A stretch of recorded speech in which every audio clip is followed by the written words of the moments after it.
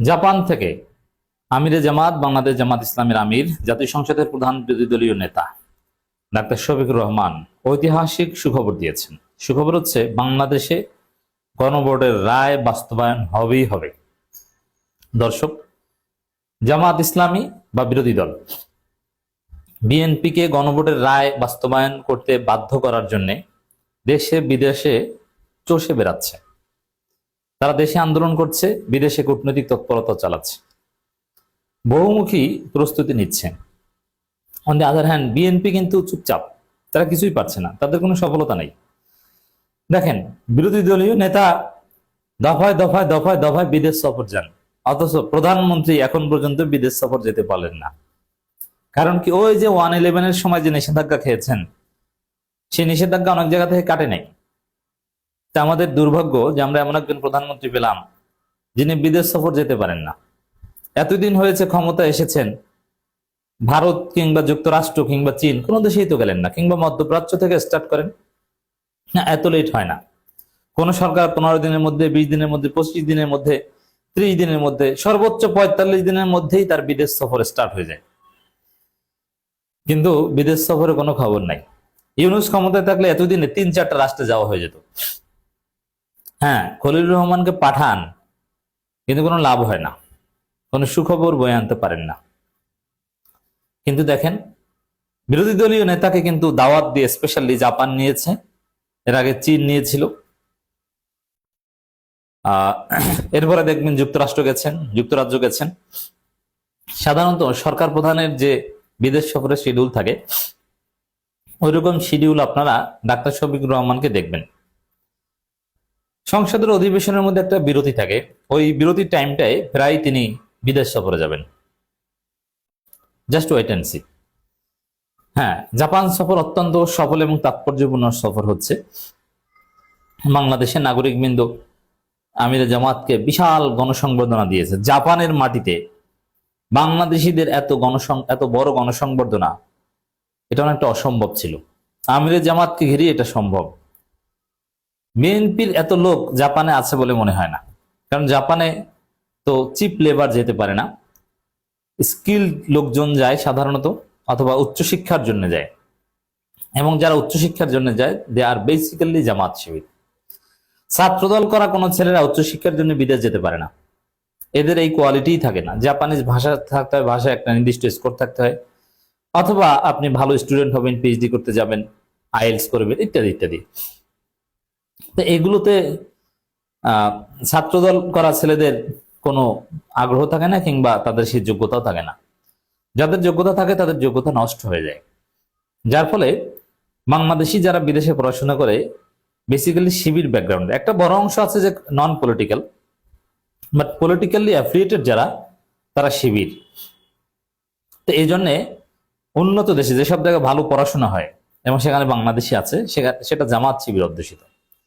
তা আমিরে জামাতের জাপান সফর যে সফল, আমরা সেটা দেখতে পাচ্ছি। তাকে ঘিরে জনগণের যে আগ্রহ, বাংলাদেশের মানুষজনের যে আগ্রহ, এক একটা বিরাট বিরাট নাগরিক সংবর্ধনা, এক একটা প্রোগ্রামে বিরাট বিরাট হল রুমে প্রোগ্রাম হয়। বাংলাদেশের ইঞ্জিনিয়ার্স ইনস্টিটিউশনের মতো হল রুমে প্রোগ্রাম হয়, সেখানে কানায় কানায় পূর্ণ হয়। মানে এটা বাংলাদেশ না ঢাকার ইঞ্জিনিয়ার্স ইনস্টিটিউশন বোঝা মুশকিল। সেম, এত বাংলাদেশি কোথায় পেল?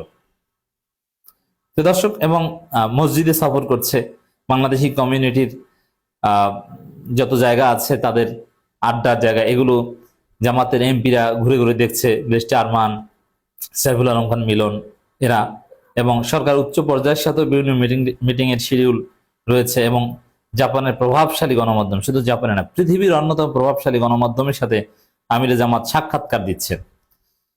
তো এই যে প্রভাবশালী গণমাধ্যম কার সাক্ষাৎকার নেয়? বাংলাদেশের রাজনীতিতে ডাক্তার শফিকুর রহমানকে জাপান স্পেশালি চুজ করেছে, অথবা স্বাভাবিক যে রাজনীতির ক্যালকুলেশন যে আজকে যিনি বিরোধী দলীয় নেতা তিনি কালকের প্রধানমন্ত্রী, অতএব তার সাথে একটা লাইন করা দরকার।